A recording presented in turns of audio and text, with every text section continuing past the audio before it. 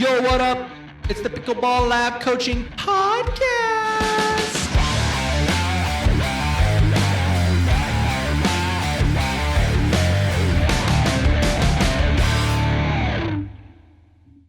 Welcome, guys.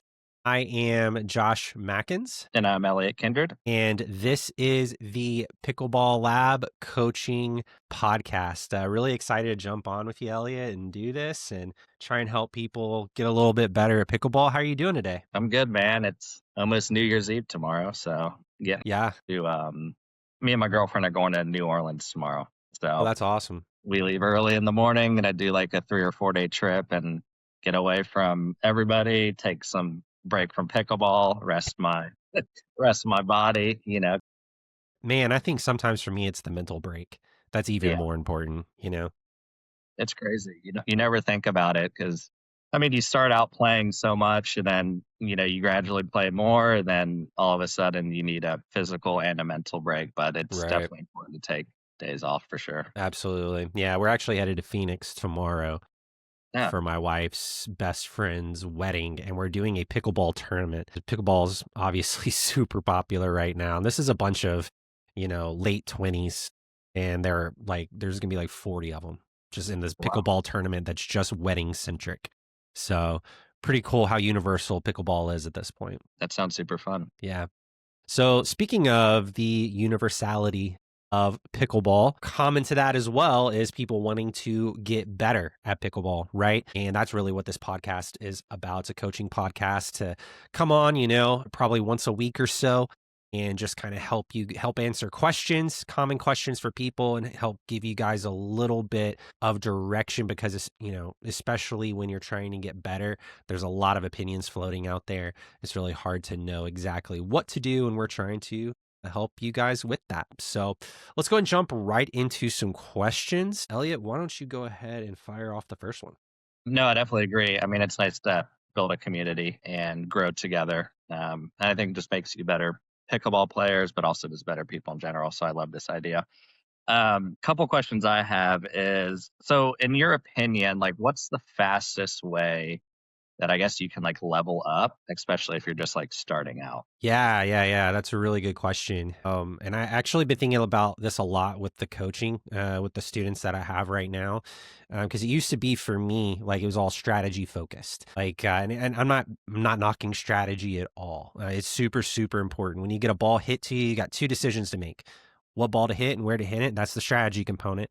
And then the second component is being able to actually execute that. So the execution side. So strategy is a huge, huge part of the equation. Execution, though, is probably where I would start pointing people toward.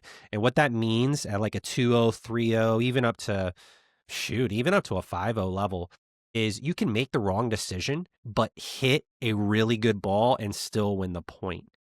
In my opinion, it's really hard to make the right decision and not hit that ball well and then still win the point, right? So as I've just kind of watched a lot of 2-0, 3-0, 4-0 play over the years, trying to help my students get out of that and even get, beyond into that 5-0 range, it's just struck me how often, I mean, it seems pretty obvious, but tennis players, they have great swings. They can just put the ball, wherever they want to put it. And so with my students right now, we're really working on ball accuracy. We're really working on how do you put the ball where it needs to be, and repeating that over and over and over and over, because you can watch a lot of YouTube videos on what you should do and where you should hit it, but it's really about, can you do it? And so that I've been favoring that a lot more recently. The second thing I would say is the first 4 balls are crucial. So you've got the serve, you got the return, you got the third and the fourth. I would say, at a 2-0, 3-0 level, point is lost 90% of the time. And one of those first 4 balls is serves in the net or returns in the net or out of bounds. A third shot is, completely missed or something like that. When you get to the 4-0 level, probably I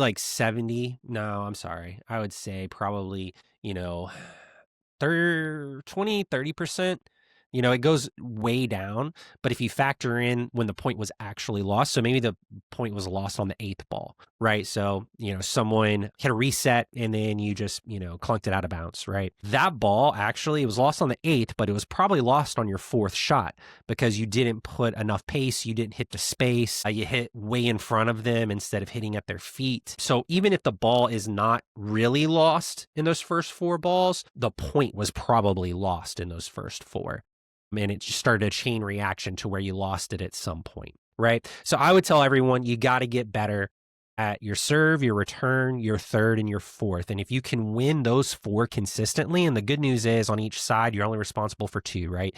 On serve side, you're only responsible for your serve and your third there.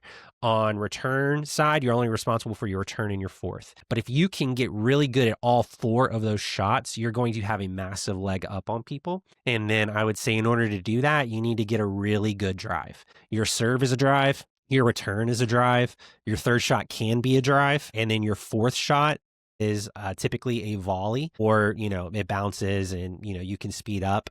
Rarely do people get to the kitchen line off of one ball, right? And so a lot of times you're hitting another drive, whether it's out of the air, a volley, or off the bounce. So just get a really, really good drive and get really good at those first 4 balls. And I think if you do that, you're going to see a real explosion in your game, and you're going to see yourself moving up quite rapidly. Hey guys, allow me a quick break to tell you about the Pickleball Lab. If you're ready to stop guessing with things like YouTube and local coaches and actually progress in your pickleball game, the Pickleball Lab is for you. We combine expert, structured online video courses and direct coaching feedback from me with a supportive community of players just like you at your exact level. Get the lessons, the coaching, and the support you need to finally level up. Join us at pickleballlab.co/lab or find the link in the show notes, and let's grow your game together. Okay. Kind of just to recap it. So you said like shot, like what kind of shots you're taking, and then your first through 4. So serve, return, third, and fourth. Yeah, I mean, that happens a lot. A lot of people, especially in the lower levels, they just want strictly power. But if you can kind of place the ball where you want, it's going to set you up for success. Maybe on your next ball, you'll create a pop-up. So I definitely think that's really good advice.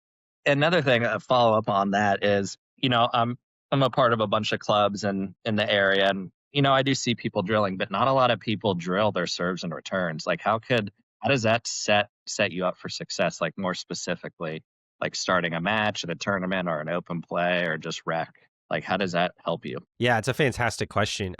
I would honestly just be working on my third shot drive. So, because that drive is going to be your serve. Your serve is a drive. You just get to control the ball, right? The serve's the only ball that you actually get to control. Every other ball is affected by your opponent, right? After the serve. So right. Your serve is a drive. So I would just be working on my drive. Your return's a drive. Your drive is a drive on the third, right? So I'd just really be working on that. And then if you feel like you need to take extra time to just serve, the great thing about drilling your serve is you don't need anyone to do it, right? You can just go out and take a bucket of balls and just go hit. On your return, find someone that really likes to drill or wants to get better at their serves. Let them serve to you and hit returns. You need to be hitting hard and you need to be hitting deep. But yeah, I mean, that would be my answer is just focus on the drive. The first, second, third, fourth will take care of themselves. If you can hit a good quality hard ball with top spin, which should be your drive, you can handle the rest. Yeah. I mean, if you have a good drive, it definitely translates to your serve. And I mean, I notice when I have a good serve, or if I'm playing with somebody with a good serve, my return generally isn't the best. And then it gives them a nice third shot to either place it where they want. They can drive it at me. They can do an aggressive drop. They can do a bunch of different things, and they're set up. So I definitely think that's good advice. Yeah, I think the returns probably, I think the pros are starting to catch on to it a little bit, but I think it's probably the most undervalued shot in pickleball because the serve really is trying to nullify the return. But if you can hit a good, really strong return, it's very unlikely the serve side is making it up to the kitchen line, and you could turn the ball over and get it back. You can get a side out very quickly. I know. I watch all these pros, and I'm like, that return doesn't even look that good on TV. I know. I know. But then My sometimes you get in person and it looks a little better, but like, are they just that good where it's just like, I don't know. I've always wondered that too. Yeah, honestly, I think it's that thing where we're like, oh, they're pros. They know what they're doing. Pickleball's a relatively young sport, not in terms of age, but in terms of proficiency. Yeah. So I think you're going to start seeing people. I mean, they're already talking about it on YouTube, but you're still seeing pros hit balls in the middle of the court on their return instead of hitting baseline. Now, sometimes it has to do with the serve, where we're not giving the server enough credit, right? It was just a good serve. It was a hard serve. It was hard to return, and it is what it is. But I think there's, we look at pros and we're like, oh, they're doing everything they can. It's a young, proficient sport, and so they'll move more toward it later. My favorite returner is Alshon. If you watch his returns, he blisters those things. I was watching, and he still gets them short. I mean, you're going to get them short. But I was watching him, one of his matches against Ben and Gabe 2 nights ago, and he blistered a return about 6 inches from the baseline. Point was over from there. Like it was so good. And I think he's the best returner probably in the game. No, it's good advice. Definitely work on the returns, serves. I mean, it just sets up dictates how the rest of the point goes, I think. So I'm starting to believe the return is actually the most important ball on return side because it sets up everything else. Yeah, I was just in a tournament over the weekend and we were up 10-2 and we lost 12-10. Nice. And I look, we lost. Yeah. I was like, oh, nice. No, I don't think you understand. And I look at my partner, it was like 10-6. They were serving, and I'm like, our returns are just awful. Like, they're able to drive the ball so well off of our returns, and then we're either popping it up or getting it into the net, or it's just a winner. So I was like, we need to focus on our returns. I mean, easier said than done in the moment. Right. But if people can kind of get in a rhythm of drilling their serves and returns, I mean, it really does dictate the rest of the point. Yeah, honestly, I think that's why filming is so important. We had a tournament where I film pretty much we play together, and you know that I film, we drill together. And so I film pretty much everything. There was a tournament where I was like, dude, how did we lose? Like, I know, I mean, there's obvious things, but where did we really lose? And I went back, it was in the returns. I was like, every return is short. They're just getting free rides to the kitchen. And they were doing it because of their serve. Their serve was nullifying our return, and they were walking right in. And I don't think people give that enough thought. I don't either. So I definitely think it's good advice. Something to start with, at least. Yeah, for sure. So there's a lot of different types of way to hold the paddle. And I know this is, a bunch of different people hold it differently. Eastern, Western, Continental, whatever that looks like. So what, how important is holding the grips? Because I even know some people have different grips at the baseline. And then when they're transitioning to the kitchen, they're doing a different grip. What are your thoughts on that? How do you help somebody with choosing their grip or what they need to do? Yeah. So I would first off, I would say if you're not planning on trying to level up beyond 4 or 5, I probably wouldn't worry about switching grips. I would probably just enjoy playing pickleball and don't worry about it. This is something that's a very minute thing that gives you just a little bit of an edge. But when you're a pro, when you're 4-5, I mean, I was going to say when you're a pro, 4-5 plus, pro is like a 5-5 technically. Yeah. But when you're 4-5 trying to get higher, you get into that pro range, those little differences can be huge. And so I would start by saying, if you're not trying to get above 4-5, don't worry about it. Second thing I would say, and I wouldn't even try and switch grips or experiment with it. The second thing I would say is that if you are trying to get there, then, at the 4-5, I would start to pay attention to it. I'm just going to say what I've heard and what makes sense to me. So from the baseline, the pros are going to try to play that in an Eastern grip or a semi-Western grip. If you don't know, for those of you listening, don't know what that is, go to Google, type it in, and or even go to YouTube. They'll probably be able to show you a lot easier on a video. But they're going to start there because it's more forehand. You also have a lot more time at the baseline. So there's a serve, there's a return. It's coming to you on the third. You have a lot more time to switch your grip if you need to. When you're at the kitchen, your opponent's at the kitchen, you're fighting each other, right? You don't have a lot of time. Those balls are flying so fast. Right. Whatever grip you start in is the grip you're stuck in. So they use, they use Eastern, semi-Western, I believe. Not a lot of people driving with Continental. Okay. And then the rumor is that as you get to the kitchen line, now you're doing more Continental because Continental favors your backhand and your backhand is going to cover 70% of your body. Right. So that's where people kind of agree. How important is it? Like I said, if you're not trying to get higher, I wouldn't worry about it too much. If you are, I would try to start thinking more about that at like a 4-5, maybe closer to a 5-0 level. But yeah, I do think it's actually really important. It is very hard to backhand flick in a semi-Western grip. So if you're playing semi-Western at the kitchen line, you're preferring your forehand, and that's fine, but it's going to be very difficult. I will say if you're gripping that paddle really, really tough or really hard, when you're doing a flick or something that you need Continental for, it is going to be very hard to manipulate your wrist. The harder that you hold the paddle, the harder it is to get your wrist in a good position to twist it and get the full bend in it. So if you'll loosen up your grip, you could probably actually flick with an Eastern, but most people are going to flick with a Continental. And then I saw something from Ben Johns the other day that the reason he's so good at his backhand is, this was on a tennis.com article, is when he was playing ping pong, I think it was, when he was a kid. Normally, most people run around their backhand or their forehand, he said, and I don't know that that's true. I'm just repeating what he said in ping pong. But he couldn't because the space that he had was, I guess, maybe in the attic or something. And there was a bookcase on his left side, on his forehand side. So he couldn't run around to his forehand. And so he would just use his backhand. And I mean, if you watch him play, when he attacks from the transition zone, he does not use a two-hander to attack from the transition zone. He uses a one-hander, which is really interesting. But if you notice when he gets in, firefights, when he's volleying, he's got the best backhand volley counter. And it must be because of all that. But he's going to be in a Continental grip on that. And that just automatically forces the ball down. So I think grips are very important. It just kind of depends. Yeah. I started out with one finger on the paddle. What are your thoughts on that? Yeah. Do you still have it? No, absolutely not. Yeah. Was this forehand or? This was everything. So one finger would just be like I used to play ping pong too. So you put a finger on the paddle. And when I went from ping pong to pickleball, that's how I did it. And then it kept me at a 4-0 level. So then one day I just walked in on the court and said, I'm switching my grip to an Eastern, and then stuck with that. I mean, it's been a game changer. My level went up big time, and just shot selection. I got more power, got more wrist in it, more accuracy. So grips are important. I have messed around with like an Eastern at the baseline and then going to a Continental like at the kitchen. Yeah.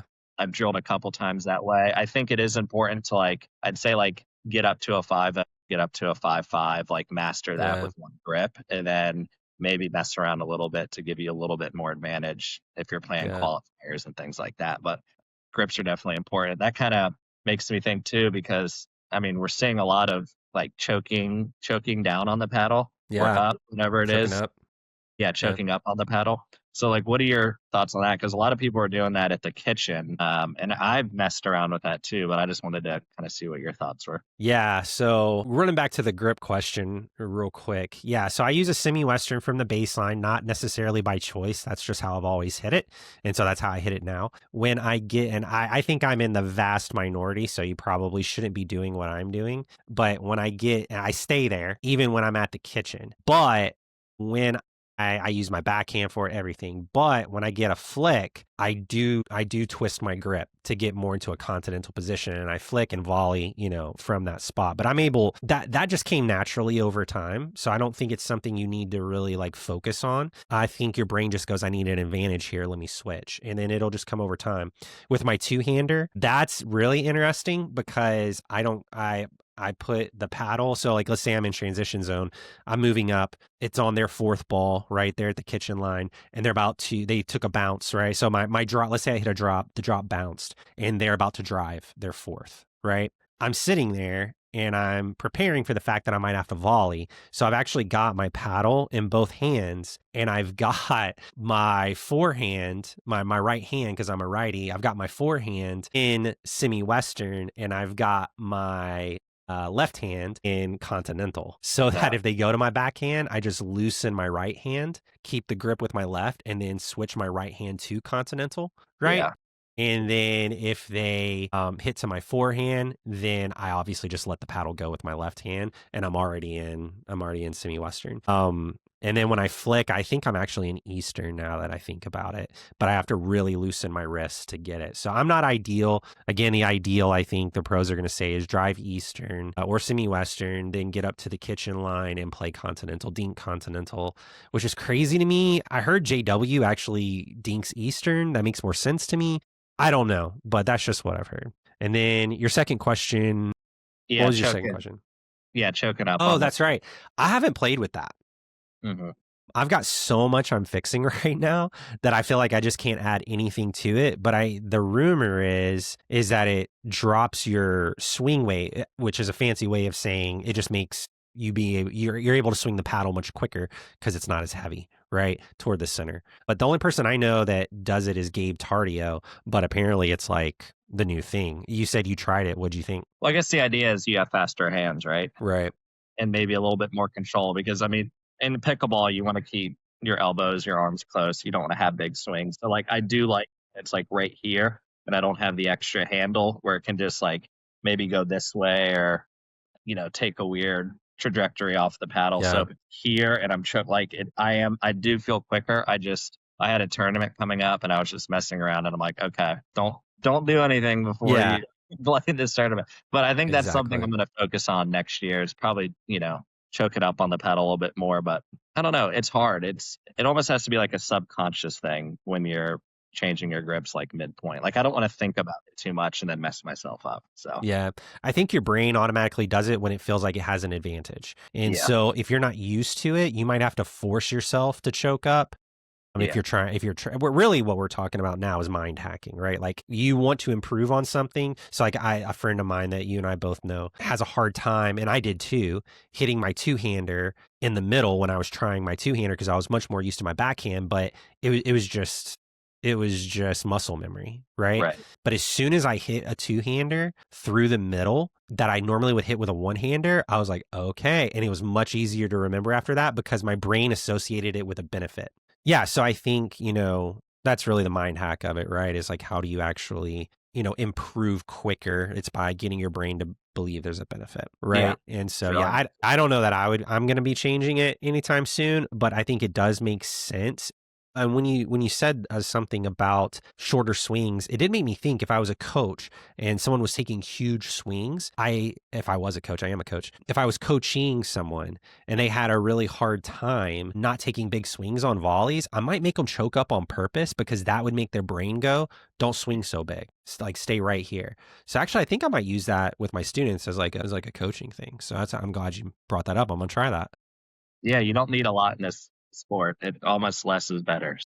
Yeah, man, that makes a lot of sense, and definitely helps me. Next year I really want to focus on my game a little bit more. I'm just continuing on always getting better. So all these tips are super helpful, man. I appreciate it. Do you have anything else for us? I don't think so, man. I think that'll do it for this one. I got a lot of questions in, got a lot of good coaching in. I think it's really going to help the viewers. So I think we'll just kind of leave it for the next podcast, the other questions. And speaking of that, if you guys are watching this on Spotify or on Apple devices or on Android or wherever, and you want to drop some questions, there's actually a video version of this that you can watch on YouTube. If you will go and search on YouTube for the Pickleball Lab, you'll be able to go to our videos, find this podcast, ask your question down in the comments, and we'll make sure that we get to it on our next podcast episode. And I think that's going to be it, man. Thanks so much for jumping on with me today. You helped me out, and I hope I helped you out as well. Absolutely, man. It's been a pleasure. Thank you.